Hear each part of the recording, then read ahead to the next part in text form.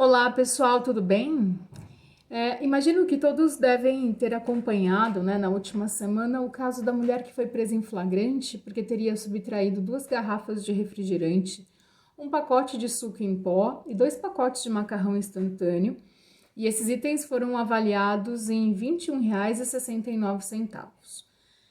Essa mulher foi representada, está, né, sob a representação da Defensoria Pública, que impetrou uma ordem de habeas corpus perante o Tribunal de Justiça, sustentando uma série de circunstâncias. A atipicidade da conduta em virtude do reconhecimento do princípio da insignificância, a conversão da prisão preventiva em prisão domiciliar, a ilegalidade da prisão em flagrante pela não realização da audiência de custódia e do exame de corpo de delito, e assim por diante, né?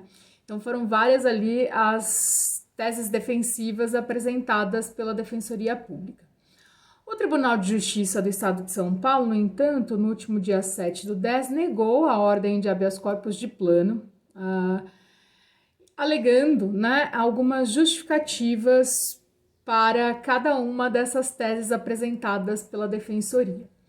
Bom, em relação à atipicidade, pelo reconhecimento do princípio da insignificância, né, para quem não lembra, o princípio da insignificância ou bagatela, ele não tem previsão legal, ele é uma questão de política criminal, ele gera o reconhecimento da atipicidade material da conduta.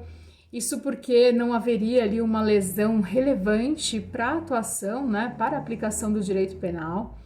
O TJ São Paulo acabou afastando a aplicação desse princípio, indicando, primeiro, que essa é uma questão que depende de uma análise fático-probatória e que, portanto, o habeas corpus não seria a via adequada para discutir a aplicação desse princípio.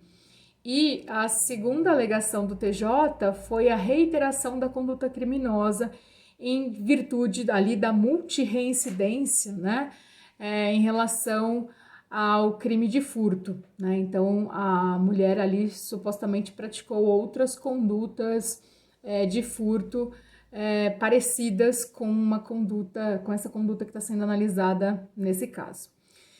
A Defensoria alegou a necessidade de conversão, então, dessa prisão preventiva em domiciliar, com base especialmente no artigo 318-A do CPP, que fala que a prisão preventiva pode ser substituída pela domiciliar se, dentre outras hipóteses, né, a mulher for mãe ou responsável por criança, desde que não tenha praticado crime com emprego de violência ou grave ameaça à pessoa, que é o caso, né, ela não praticou porque foi crime de furto, não tem emprego de violência ou grave ameaça, e nem tenha cometido crime contra seu filho dependente, também não é o caso.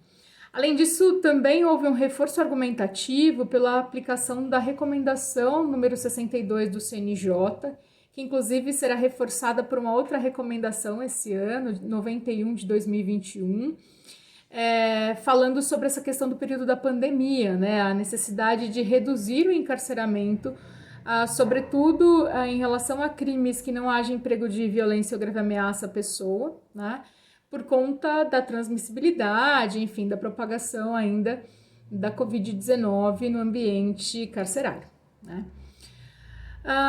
O Tribunal de Justiça, no entanto, mencionou que essa recomendação do CNJ não é vinculante e que, portanto, não estaria ali obrigado a substituir a prisão cautelar pela prisão domiciliar, né? A prisão preventiva pela prisão domiciliar, e também que não havia prova definitiva de que, né, enfim, comprovação definitiva de que a mulher era de fato responsável pelas crianças, embora ela fosse mãe de 5 crianças, né?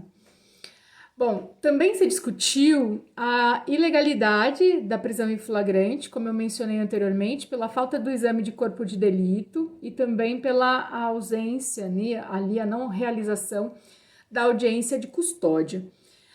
O TJ alegou que houve requerimento de realização do exame de corpo de delito porque havia uma discussão sobre a configuração, eventualmente, de tortura e abuso de autoridade no âmbito policial. O TJ alegou que houve requerimento para a realização do exame, que isso era suficiente por hora, e que a não realização da audiência de custódia havia sido motivada pelo juiz em virtude da situação de calamidade voltada para a pandemia, né? Então, não havia ali o que se discutir a violação ao artigo 310, tanto ao caput, né, que fala sobre a realização da audiência de custódia, e também, é claro, o parágrafo 4º acaba reforçando um pouco, embora a gente tenha ainda a pendência de análise das ADIs 6298, 6305 e 6300, né? Mas a ideia do legislador, quando modificou o artigo 310 pela lei anticrime, era tornar aí a audiência de custódia algo de necessária observância, né? O parágrafo 4º ainda está pendente de análise, mas o caput menciona a realização da audiência de custódia e ele está em vigência. Mesmo assim, o Tribunal de Justiça considerou que a não realização da audiência de custódia estava justificada em virtude da questão da pandemia, né? Por fim, também acho que é importante mencionar a questão do estado de necessidade, né? A mulher alega que subtraiu esses itens porque estava com fome. Então, também uma tese possível de defesa aqui é a questão do furto famélico, que é uma situação de estado de necessidade, né? Enfim, conforme os artigos 23 e 24 do Código Penal, gera ali, eventualmente, a exclusão da ilicitude. Bom, vamos ver aí como essa situação caminha. A Defensoria mencionou que iria se socorrer ali dos tribunais superiores. Vamos ver como essas coisas irão caminhar. Bons estudos e até a próxima!